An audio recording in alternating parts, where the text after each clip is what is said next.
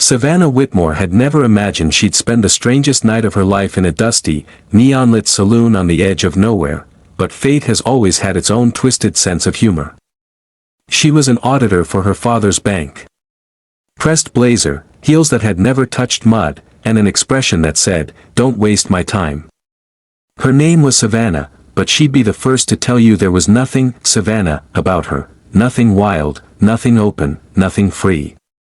Just spreadsheets. Just loan files. Just her father's voice repeating, "Whitmore's work, Savannah. They don't wander." Cedar Falls, Texas. Population, small enough that everyone knew your secrets and still waved at you on Sunday morning.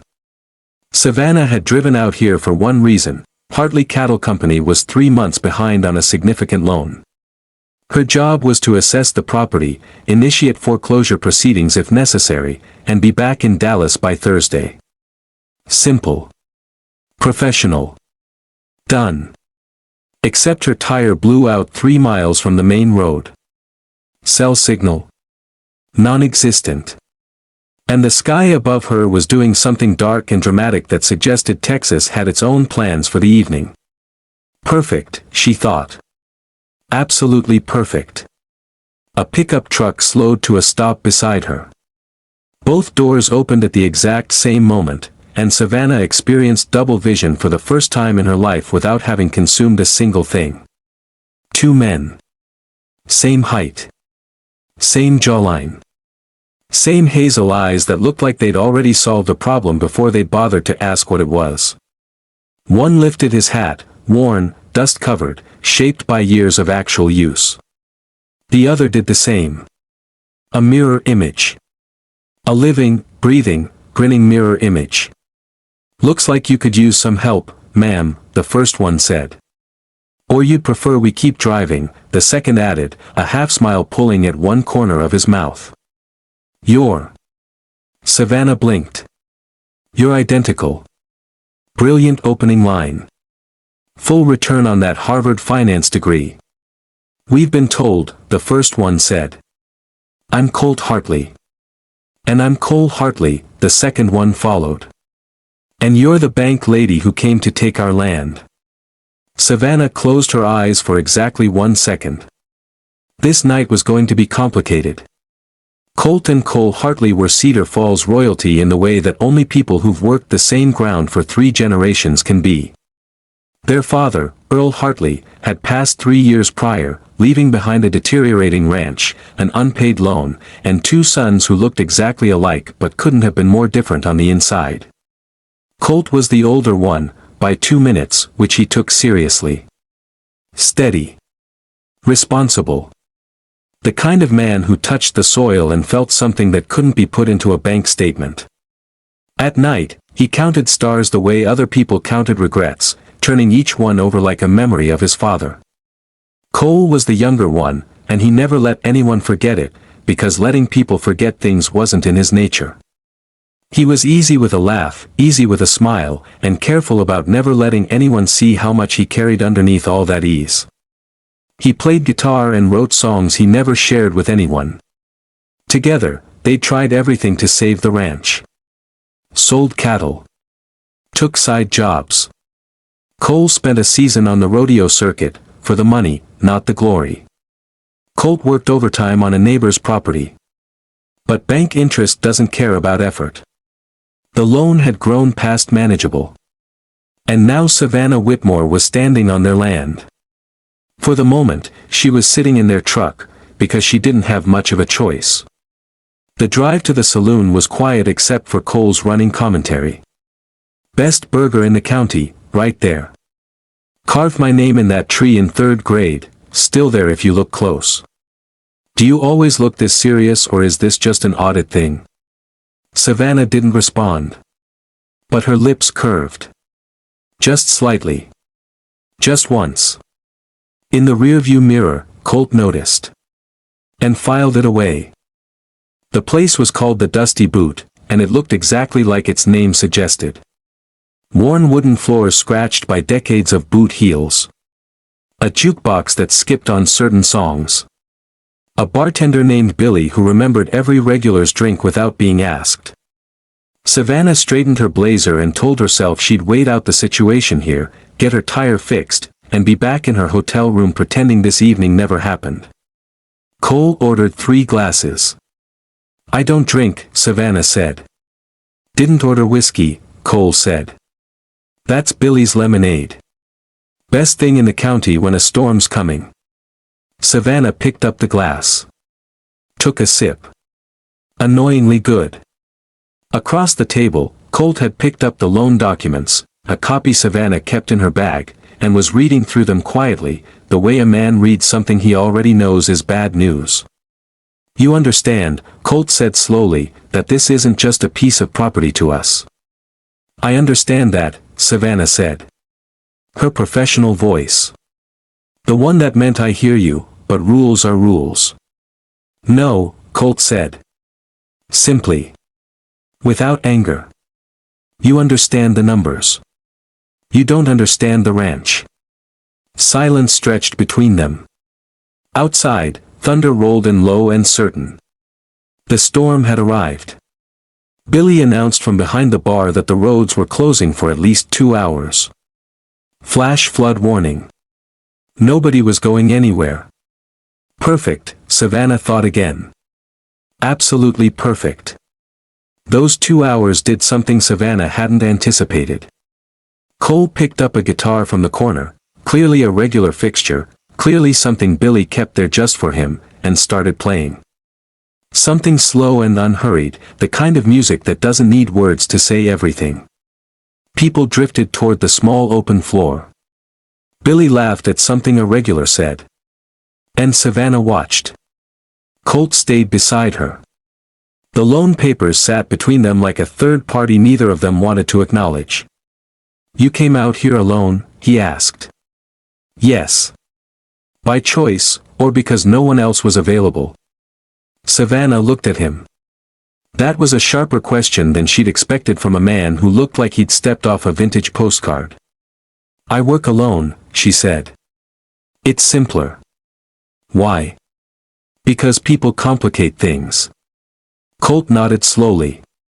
"Sure. But that's sort of the point, isn't it? The complication is where everything interesting lives." From across the room, Cole's melody shifted, something gentler moved into the progression. Colt glanced at his brother for half a second. Something unspoken passed between them, the way communication does between people who've shared their entire lives. Savannah caught it. "What was that?" "The look." Colt smiled. "Saying you're more interesting than we expected." "And more stubborn," Cole said, appearing at her side without her noticing him approach. They were on either side of her now. And Savannah, structured, controlled, always the smartest person in the room, Savannah felt, for the first time in recent memory, that she was in a situation her rulebook hadn't covered. The first real crack came when Billy dimmed the lights to save the generator for the storm. Candlelight. 3 people. A table between them. And Cole said, casually, "The way you'd mentioned tomorrow's weather, Savannah, we'd like to make you a proposal." Savannah set down her glass. "Regarding the loan restructuring?" "No," Colt said. "Then what?" Cole looked at Colt. Colt looked at Cole. Then both of them looked at her. "We want you to come home with us tonight," Cole said. The silence that followed was so complete she could hear the candle flame. "Both of you?" Her voice was controlled. "Barely." "Yes," Colt said. "Let us explain first, because it's not exactly what you might be thinking. Or maybe it is. We're not entirely sure what you're thinking. But we'd like to know," Cole added. And for the first time all evening, he said it quietly. Seriously. Without the easy smile as cover.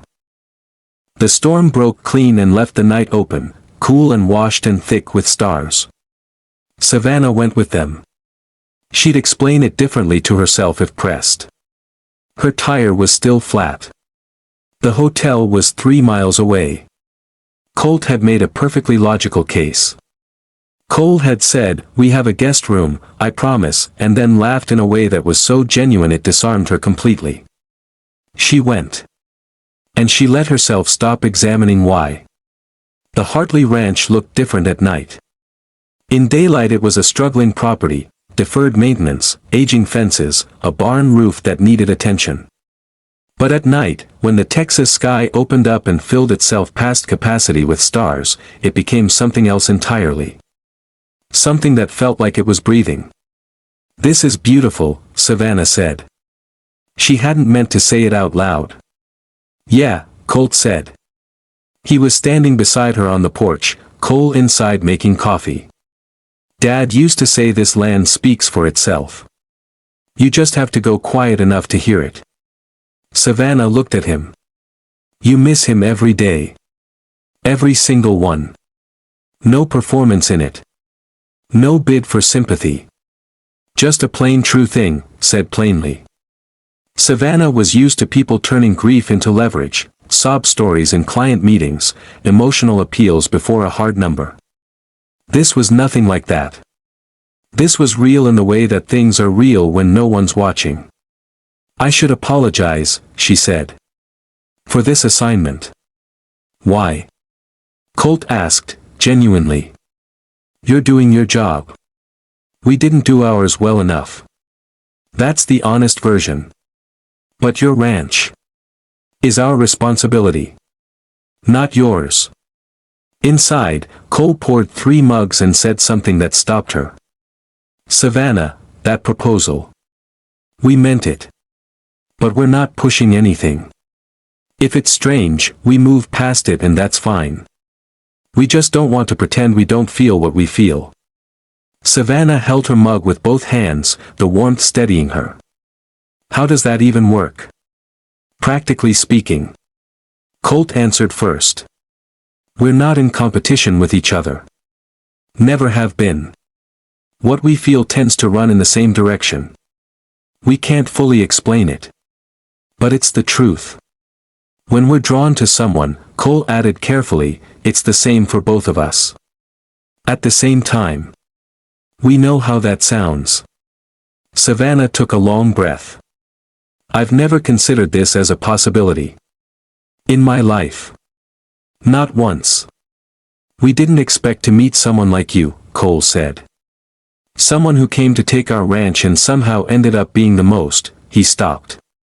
Chose a different word. "Interesting person we've met in a long time." "Interesting," Savannah repeated. And there was something in her voice, the beginning of something warm. By 3 a.m, all 3 of them were on the porch. Blankets. Coffee gone cold. Stars overhead doing what Texas stars do, making everything feel both enormous and intimate at the same time. Savannah talked about things she didn't usually talk about. The weight of her father's expectations. The feeling of performing a role so long you forget there was a person underneath it. Going straight from Harvard into the bank, her father's rules, her father's version of what success looked like. "Have you ever chosen something just for yourself?" Colt asked. Silence. "This trip," she finally said. "I drove myself out here." "And the flat tire?" Cole asked. "Bonus." Both of them laughed. And Savannah realized she was laughing too, freely, fully, the way she hadn't in longer than she could pinpoint. Colt's hand rested near hers on the blanket between them. Cole was close on her other side. Nobody moved. No pressure, no agenda. Just presence, doubled, warm, and inexplicably safe. This is a bad idea, she told herself. This is complicated. This doesn't fit into any version of your life that makes sense. But the stars above Cedar Falls were relentless in their brightness. And for the first time in years, Savannah Whitmore didn't know exactly where she was headed, and that didn't feel like falling. It just felt like space. Finally. Enough of it to breathe. Morning came to Cedar Falls the way it always does, slowly, golden, and accompanied by roosters that respect no one's sleep schedule. Savannah woke in the guest room. Clean sheets. A window that framed the open fields like a painting someone had spent years getting right. For one disoriented second, she forgot where she was, and then it all returned. The proposal. The stars. The 3 a.m. conversation on the porch. The way she'd laughed. She went to the bathroom and looked at herself in the mirror for a long moment. Her blazer was draped over the chair where she'd left it the night before. She hadn't reached for it yet. Coffee smell drifted from the kitchen. Cole was at the stove, scrambled eggs, one earbud in, singing quietly along to something old and country that she half recognized. Colt was already outside. She could see him through the window, moving along the fence line with the easy purpose of a man whose morning begins before the sun needs to ask. "Sleep okay?" Cole asked without turning around. He'd heard her footsteps. "Better than I have in a while," Savannah said. "Honestly. Dad used to say the ranch air does something to people." Cole slid a plate onto the table. "We thought he was exaggerating. Maybe he wasn't." Savannah sat down. Looked at the plate. Looked at him. "Cole, what you said last night. We don't take it back," he said simply, sitting across from her. "If it complicates things, we understand. We'll move past it professionally, no hard feelings, no weirdness. But we're not going to pretend it wasn't real." "I have to pursue this foreclosure," Savannah said. "That's my job." "Yes." "This is a conflict of interest." "Yes." "And you're still Savannah." He said her name like he'd been saying it for years, easy and certain. "We're not asking you to drop your job. We're not asking you to save the ranch. We're asking if you'd like to know us. The rest is yours to decide." Colt came in from the fields just as the eggs were getting cold. Boots dusty, face carrying that particular expression that early morning work puts on a person. He saw Savannah at the table. Didn't ask anything. Just washed his hands and sat down.